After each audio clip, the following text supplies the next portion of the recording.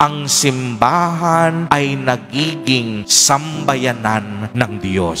Tunay ngang ang simbahan ng Quiapo saksi sa bawat nating paghihirap at tagumpay. Saksi ito ng bawat deboto saan man sa mundo. Sa simbahang ito, tayo ay nagpupuri, tayo ay lumuluha, tayo ay nagsusumbong, tayo ay humihiling, at higit sa lahat, ipinadadama natin sa Diyos ang ating walang hanggang pasasalamat. Naway sa pagpapatuloy ng ating banal na Eucharistia ay mas mapatibay at mas mapalalim pa natin ang ating pananampalataya bilang isang sambayanan at isang simbahang tinipon ni Jesus Nazareno. Tulad ni San Lorenzo Ruiz, ang pinakaunang Pilipinong santo na kung saan inaalala rin natin ang kaniyang kapistahan. Naway ito rin ang maging pintig ng ating mga puso. Sanlibo man aking buhay, sanlibo ring iaalay, sanlibo kong kamatayan sa palad mo ay ilalaan. Amen. Purihin at dakilain natin ang ating Panginoon, ang mahal na poong Jesus Nazareno.